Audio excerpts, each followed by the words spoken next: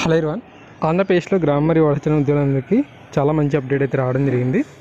సచివాలయ ఉద్యోగుల యొక్క ప్రొబేషన్ రిక్వైర్మెంట్కి సంబంధించిన ఉత్తర్వులు జీవోఎంఎస్ నెంబర్ 5 రూపంలో అందుబాటులోకి అయితే వచ్చాయి. కొన్ని క్షణాల క్రితమే ఈ యొక్క ఆర్డర్స్ అయితే రిలీజ్ కావడం జరిగింది. ఇక్కడ మనకు పే స్కేల్ సూచన మీద కూడా క్లారిటీ అయితే రావడం జరిగింది. ఓకే,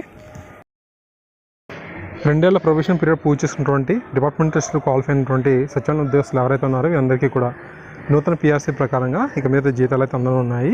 ఇవి మనకు జూలై 1 నుంచి అమల్లోకి అయితే వస్తున్నాయి అన్నమాట. అందువల్ల ఆగస్టు 1న మనం న్యూ పిఆర్సీతో శాలరీ అయితే పొందేందుకు అవకాశం అయితే ఉంటుంది.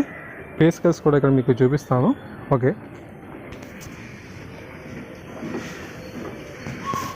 పంచాయత్ సెక్రటరీ గ్రేడ్ 5కి సంబంధించి 23,120 రూపాయల నుంచి 74,270గా ఉందన్నమాట. అలాగే పంచాయత్ సెక్రటరీ గ్రేడ్ 6 ఎవరైతే ఉన్నారో డిస్ట్రిక్ట్ అంటున్నాం కదా, 22,460 నుంచి 72,810 అనమాట.